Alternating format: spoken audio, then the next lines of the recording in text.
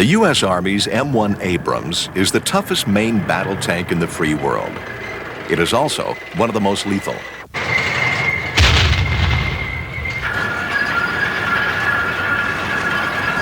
Despite the high speeds and heavy ordnance available to aircraft, the main battle tank is still the principal weapon on a battlefield. No other system can combine such firepower, mobility, and self-protection in one package.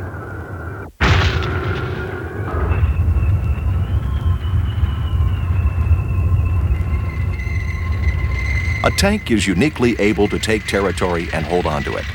A tank controls the advance or retreat of its nation's army. Tanks also symbolize the might of a military force. They fight their battles at ground level, eye to eye with their opponent. The dust, smoke, and fumes filling the choked air surrounding them is breathed in by friend and foe alike. Like a boxer, a tank must be able to take a punch as well as give it.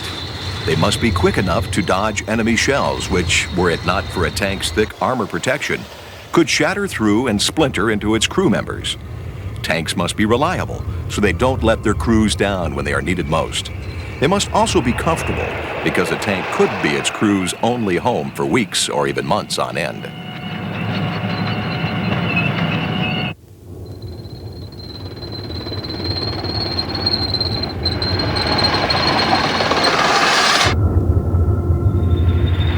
The job of a tank platoon is simply to win the war. Nothing more, nothing less.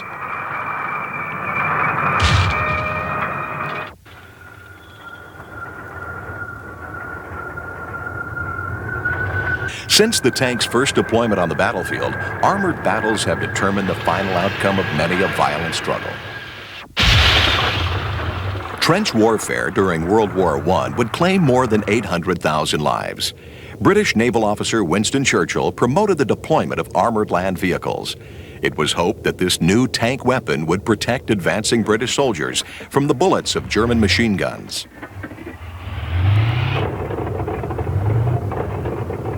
The tank's early successes changed the way wars would be fought, as soon as tank technology caught up with its potential. By World War II, tanks were the backbone of the European armies. In the northern Sahara Desert, German Afrika Korps Commander Erwin Rommel was ultimately defeated by British Lieutenant General Bernard Law Montgomery in their legendary tank battles. On the Eastern Front, the German Army's panzers were being outgunned by the Soviets' T-34s. Although experts in combining air and ground forces, the German military was ultimately crushed in the East by the massive deployment of Soviet tanks and artillery. This Soviet battle doctrine emphasizing huge numbers of armored vehicles is still followed today. The Soviet Army's victory at Kursk started their march into Berlin. On the Western Front, U.S.-built M4 Sherman tanks were commanded by Generals Omar Bradley, George S. Patton, and Courtney H. Hodges. In the Allies' final drive of the war, a key bridge which crossed the Rhine River at Remagen was captured intact. The fierce house-to-house battle inside the German city was over within hours.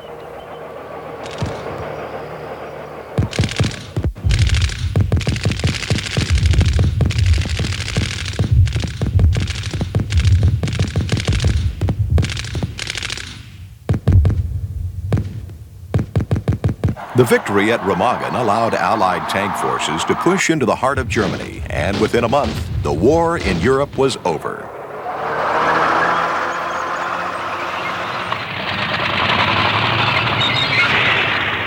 Across the Pacific, U.S. Marines fought with tanks in their land battles against the Japanese Army.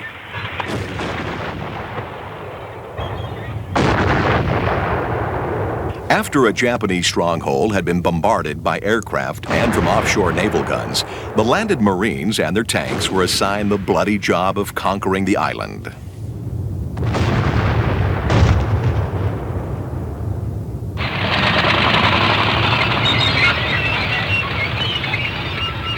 A complex system of tunnels and pillboxes meant that the final fights would be extremely close and dangerous. Tanks were modified with flamethrowers to root out the most tenacious Japanese defenders.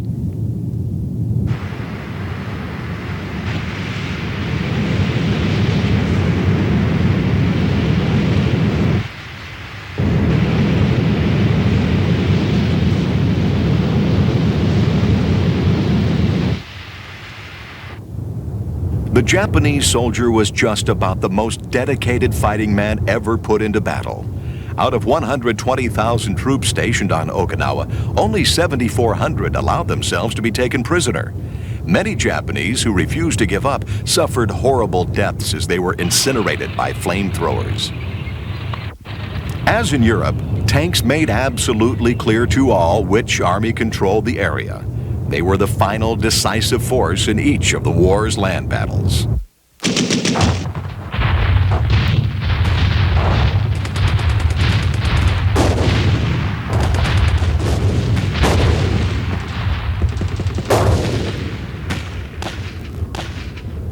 The Soviets, who occupied North Korea after World War II, installed a communist government hostile to the United Nations Democratic Republic in the South. Less than 1 year after independence, the South underwent a surprise attack as 8 full North Korean infantry divisions invaded across the border. With less than half of the North's military strength, South Korea's army, fighting beside a handful of U.S. troops, were nearly overwhelmed before help could arrive. The Soviet-built T-34 tanks left over from World War II were still awesome weapons in the early 1950s. North Korea's Soviet-styled massive deployment of armor and infantry left the democratic forces no choice but to retreat. The communist momentum was to carry them down to the tip of the Korean peninsula near Busan.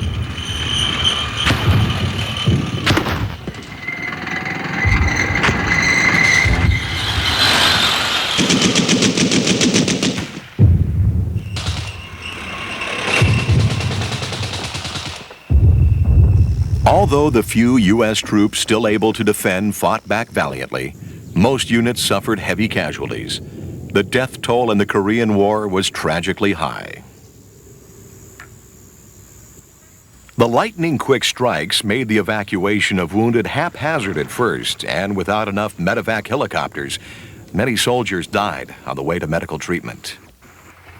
Commanding General Douglas MacArthur and his officers planned an ingenious landing at Incheon, near the capital city of Seoul. Troops, heavily armed M41 Walker Bulldog, and M4 Sherman tanks were convoyed to attack the communist forces from behind and cut off their supplies from the north. The panicking communists fought UN forces fiercely.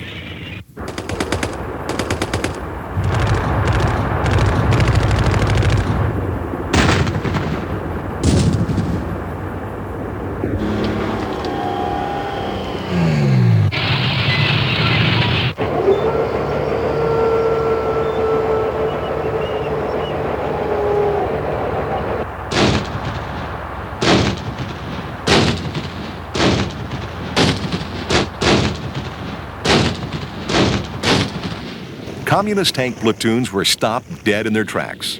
The Korean War would now become one of attrition, not too different from the trench warfare of World War I.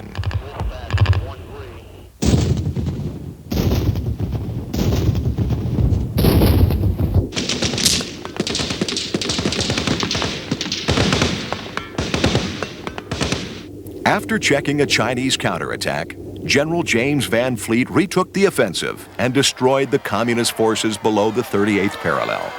The joyful South Korean people thanked the UN troops after their country's liberation.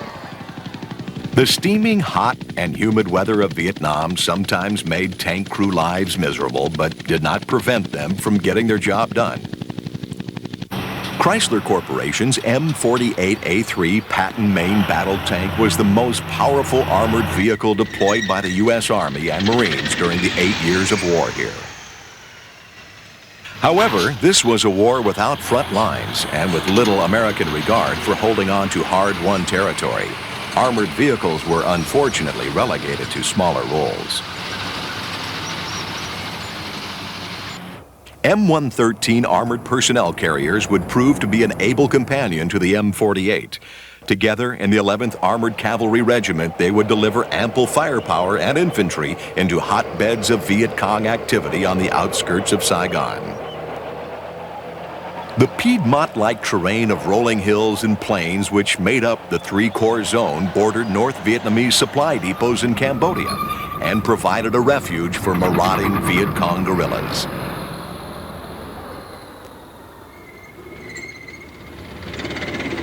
Three Corps was also ideal terrain for traditional tank search and destroy missions.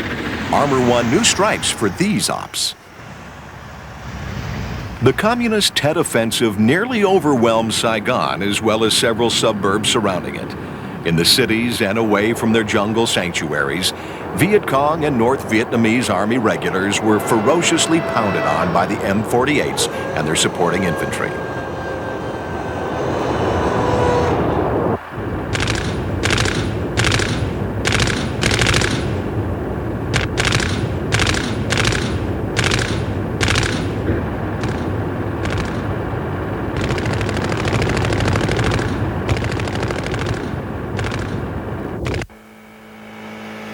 First produced in the 1950s, the basic design of the M48 dates back to the M26 of World War II.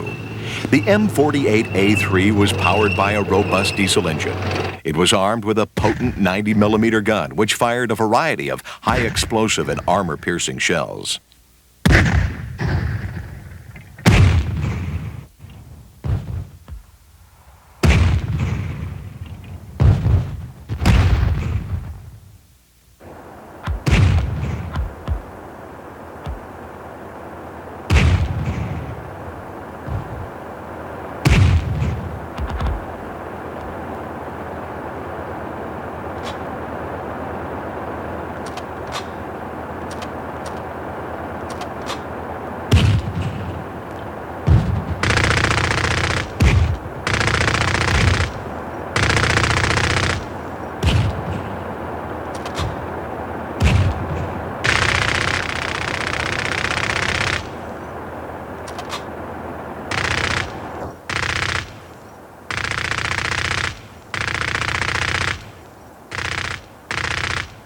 Despite the M48's inherent attributes of self-protection and firepower, air support had become the chief means of suppressing enemy attacks. The jungle and rough terrain in other Vietnamese combat zones would certainly slow down tank maneuverability, but no aircraft or helicopter could maintain its position as long or as well as the M48 Patton could. The M551 Sheraton Armored Reconnaissance Vehicle also fought in Vietnam. Its armament included a 152mm gun and missile system. The Sheraton was specially designed for low-intensity battles like most of those found in Vietnam. It was relatively small, agile, and thickly armored. Off the main road, it proved to be an adept pathfinder, but like the M48, was vulnerable to landmines.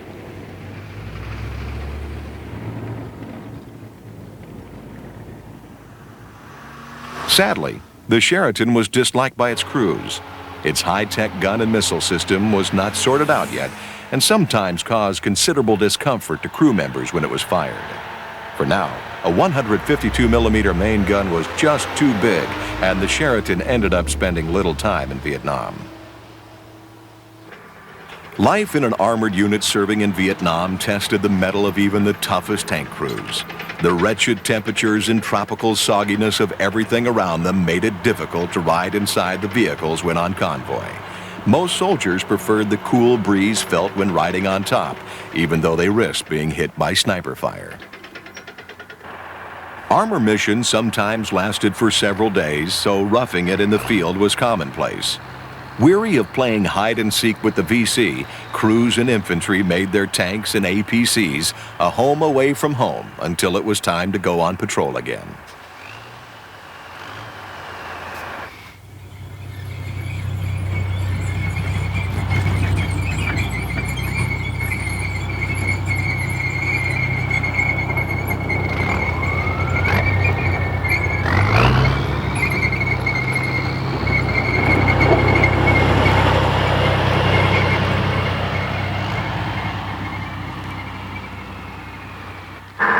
Unsecured thick jungle was of course hard to travel through, but more importantly, it was also extremely dangerous. A Viet Cong guerrilla would frequently sneak up quietly to a patrolling tank platoon. Once he was within a few feet of his intended target, the VC could fire a rocket-propelled grenade, or if he had time, set up a landmine and trigger it just as the vehicle passed over it.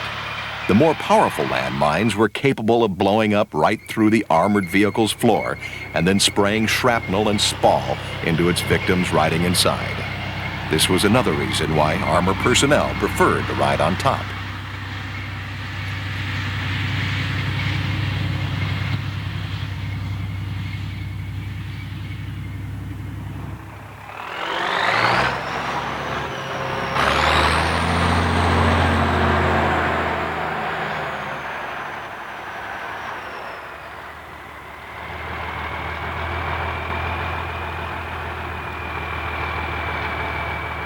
Without an established front line, no one could accurately predict when or where the communists would attack. The tank platoon's goal was to find them before they found you.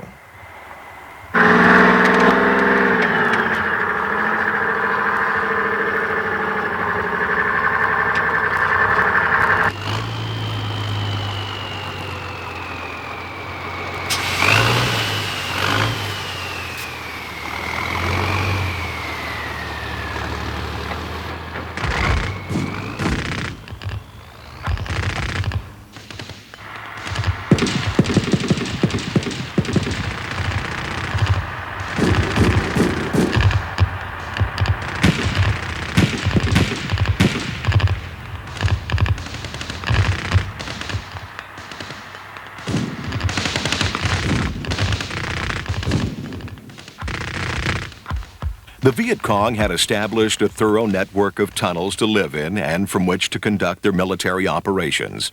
The tunnel entrances were normally hidden from plain sight and almost always contained booby traps to maim the unwary. This unlucky Viet Cong guerrilla, who was killed before he could escape into the tunnels, was good evidence that more VC were probably underground. A careful search of the body for tunnel maps or documents was conducted to gain any information that might be helpful in learning what kind of military forces the tank platoons might be up against. Many tunnel systems had more than one entrance and hidden passageways, so Army experts in this specialized type of warfare were usually needed.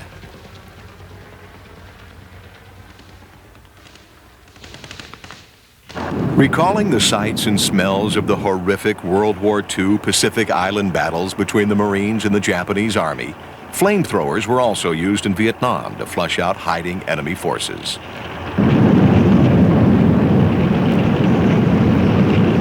Many environmental factors of the Vietnam War limited tank deployment, but no factor figured as much as the new Army tactics which favored airborne assaults and de-emphasized the importance of holding on to hard-won territory paid for with U.S. lives. General Dynamics M60A3 main battle tank is perhaps the final stage and crowning achievement of the basic M26 and M48 design. The M60 supersedes its predecessors with an improved suspension, track, and a computer-based fire control weapon system. A laser rangefinder aims a 105mm main gun.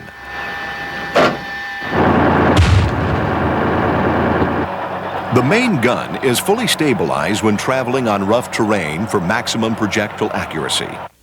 The gunner's infrared sight illuminates the darkest of nights and can see through the battlefield's smoke and dust. The M60 represents conventional tank design wisdom at its peak.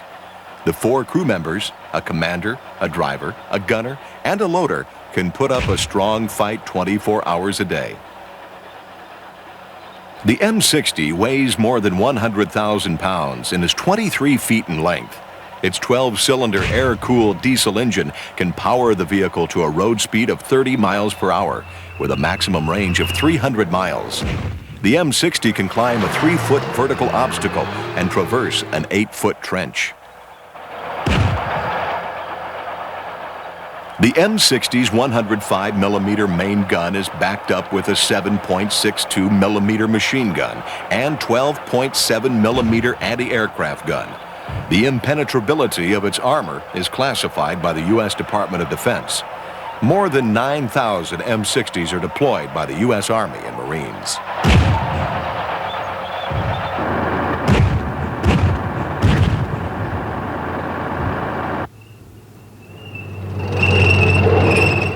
The U.S. Marines brought their M60s to Beirut on a peacekeeping mission.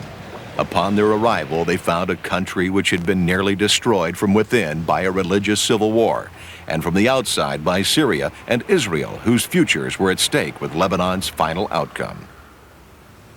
The city had been a raging battlefield since 1975 for Christian, Muslim, and Druze militias. Syria believed that Lebanon was part of a greater Syria, separated due to a French colonial whim after World War II.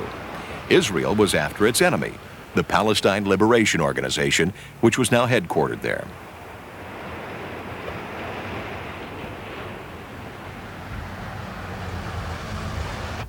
The Marines arrived in the middle of this sorrow-filled trouble spot, hoping to keep any more innocent people from being killed. Helped by British, French, and Italian forces, they dug in to stay a while.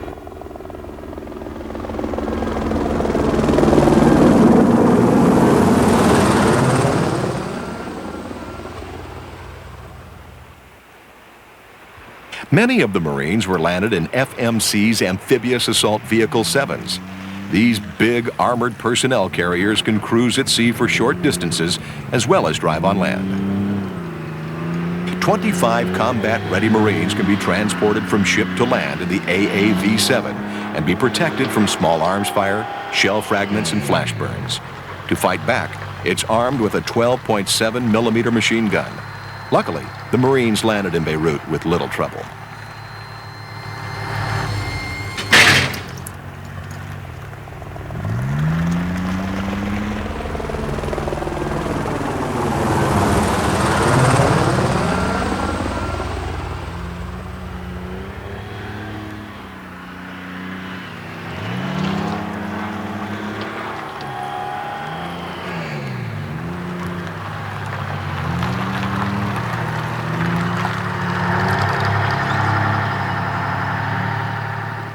The Marines were ordered to stop all warring militias and armies from committing any acts of aggression.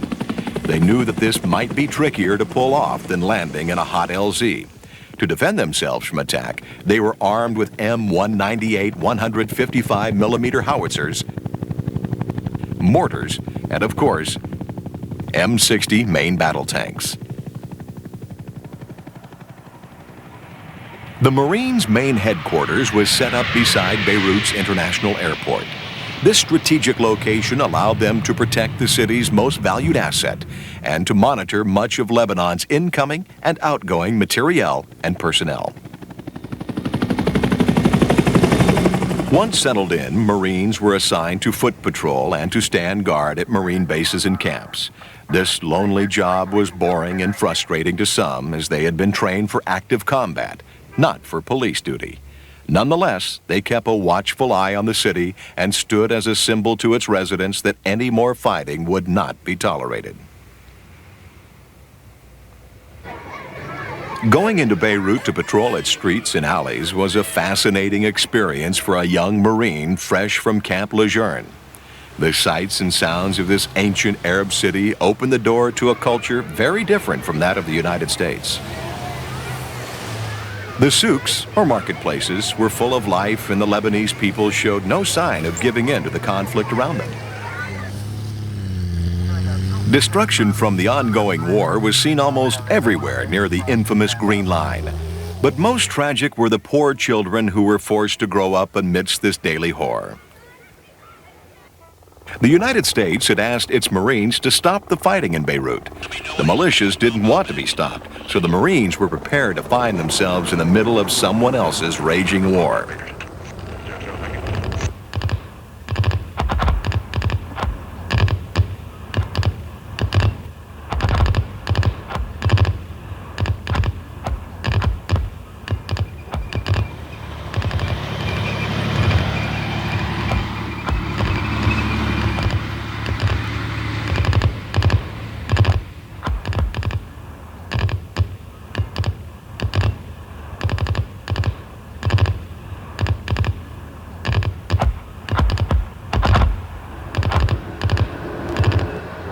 The crumbling rubble of property and military equipment from all sides cluttered up the city like only the waste of war can.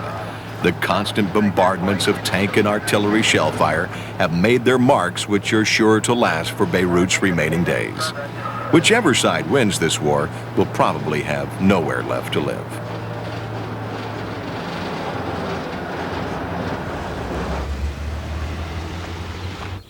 The fanatical suicide attack on the Marine barracks is familiar to anyone who reads newspapers or watches TV, but less known is that new Marine heroes were made at Beirut.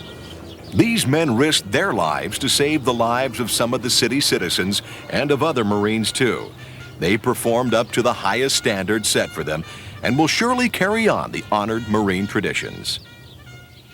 The newest tanks carry heavier armor for more self-protection. To knock out one of these requires a special weapon like the U.S. Air Force A-10 Thunderbolt II. This attack aircraft was designed to destroy Soviet armored vehicles which have invaded West Germany. Its primary weapon is a 30mm Gatling gun which fires depleted uranium projectiles. An accurate 1-second burst is all the Thunderbolt needs for a kill.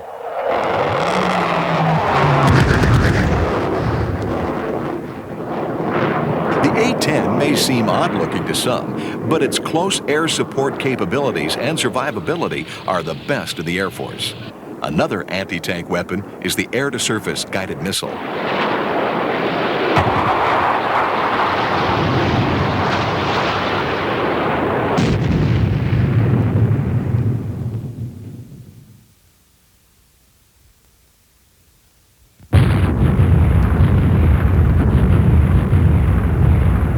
Stopping enemy tank forces will continue to be an important factor in any land battle.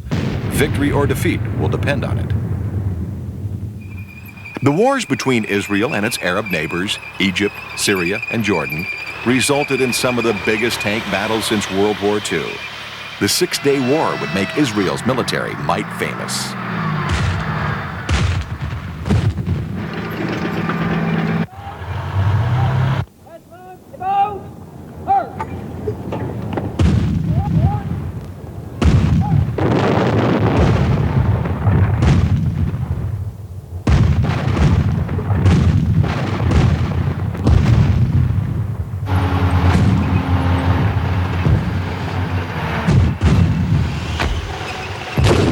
Israeli air power and tank forces had destroyed 3 Arab armies with lightning speed. Territory in the Sinai Desert, west bank of the Jordan River, and the Golan Heights was taken and held onto by Israeli tanks.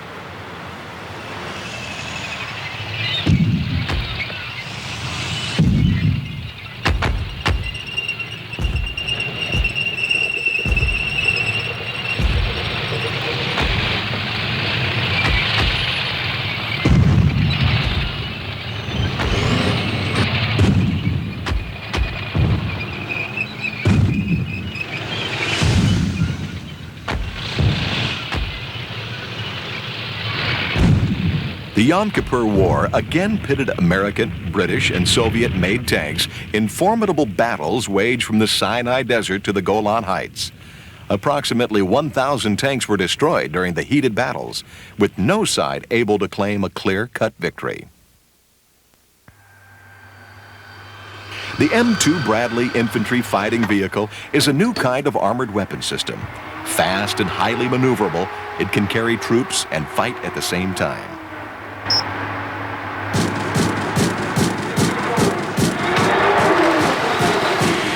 The Bradley's blend of self-protection, troop load, and firepower from its 7.62mm machine gun give it a close-in fighting capability the U.S. Army has never had before. Its stabilized 25mm cannon can punch holes through enemy lightly armored vehicles.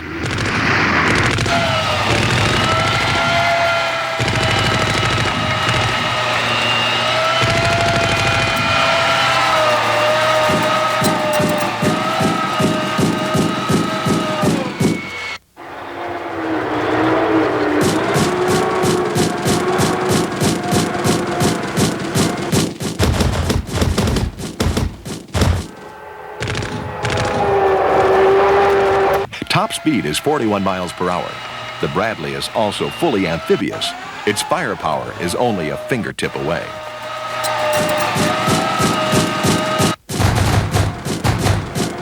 The weapon system is electronically controlled. After assessing the target data, the commander or gunner select the projectile type and firing rate.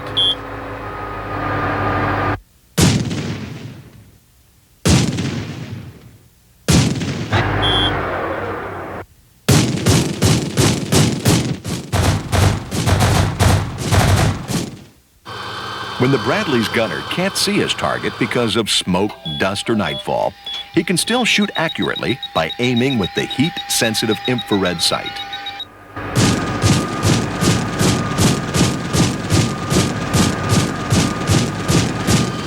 To kill a heavily armored enemy tank, the Bradley simply raises its tow missile twin-tube launching system.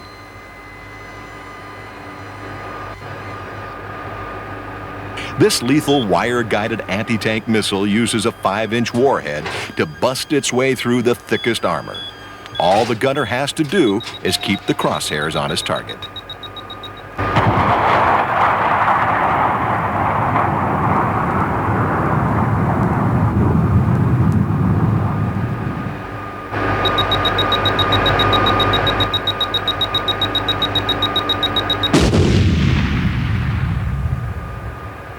A load of 10 tow missiles with a 2-mile range means a lot of dead tanks for one Bradley. Its relatively small size makes the Bradley a tough target for surviving enemy tanks trying to fire back.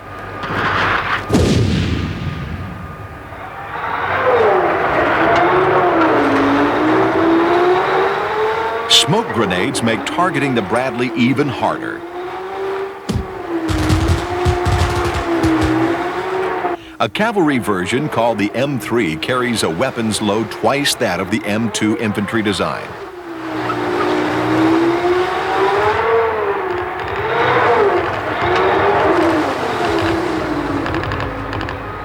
Most Bradleys are the M2 versions, able to carry 7 combat-ready soldiers into battle.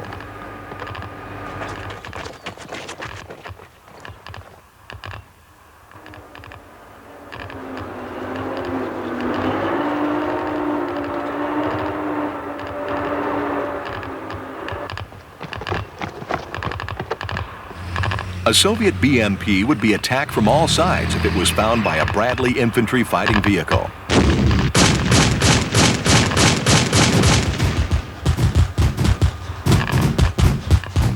The Bradley M2 and M3 fill in the gaps between main battle tanks and armored personnel carriers. The U.S. Army wants 7,000 Bradleys to deter potential wars or fight them if necessary. Many vehicles have already been deployed to defend West Germany. The Bradley is still a new design. Its future promises to be exciting. General Dynamics' M1 Abrams main battle tank is as technologically up-to-date as an Air Force jet fighter or Navy submarine. Its composite material armor protects a gas turbine engine against both chemical and anti-tank guided weapon attacks. Manufacturing it requires the utmost care and precision. To operate it requires skill, coordination, and intelligence.